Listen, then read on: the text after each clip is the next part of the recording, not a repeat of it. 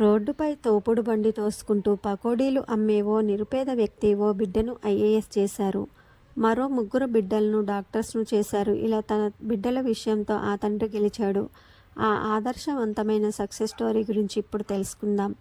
దీపేష్ కుమారి పేదరికం మనుషులకే, మనం కనే కలలకు కాదని నిరూపించారు. ఓ పకోడీ వాళ్ళ కూతురు చూస్తూ పెరిగిన కష్టాలే ఆమెలో మరింత పట్టుదలను పెంచాయి. అందుకే చిన్న చితక లక్ష్యం కాదు, కొడితే ఏనుగు కుంభస్థలాన్ని కొట్టాలని నిర్ణయించుకుంది. పేదరికం వెక్కిరిస్తున్న ఇంత పెద్ద లక్ష్యం ఆమెకు ఎక్కడ సాధ్యమవుతుందని ఎంతోమంది నిరాశపరిచిన ఆమె ఆత్మవిశ్వాసం ఏమాత్రం తగ్గలేదు. చివరకు అనుకున్నది సాధించి తన పేరు పక్కన ఐఏఎస్ చేర్చుకుంది.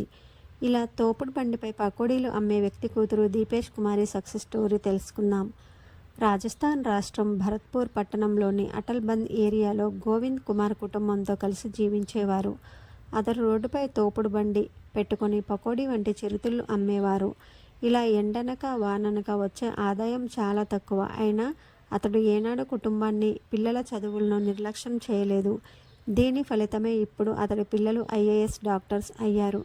ఈ పకోడీ వాళ్ళ కూతురే జార్ఖండ్ ఖేదర్ ఐఏఎస్ ఆఫీసర్ దీపేష్ కుమారి.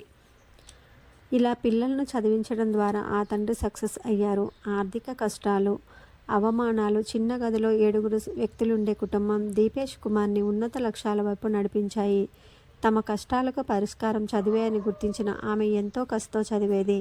ఇలా భరత్పూర్లోని శిశు ఆదర్శ్ విద్యామందిర్ స్కూల్లో చదివిన ఆమె 7వ తరగతిలో 98% మార్కులు సాధించారు. ఇంటర్మీడియట్లో 89% మార్కులు సాధించారు. అనంతరం ఎంబీఏ ఇంజనీరింగ్ కాలేజీలో బీటెక్ సివిల్ ఇంజనీరింగ్ చేశారు.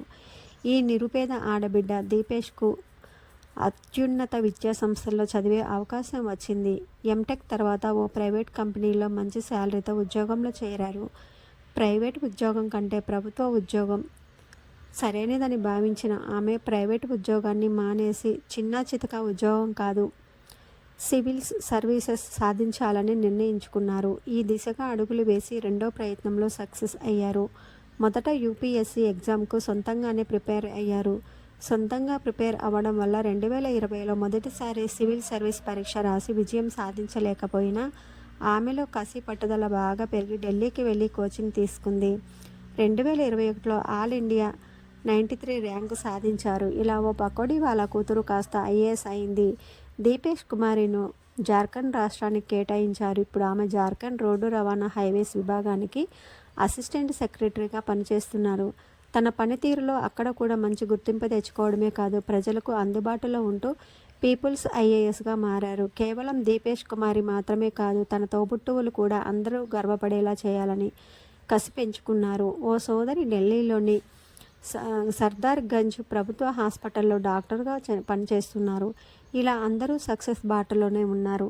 మీకు ఈ సక్సెస్ స్టోరీ విన్న తర్వాత మీ అభిప్రాయం ఏమిటో కామెంట్ రూపంలో తెలియజేయండి.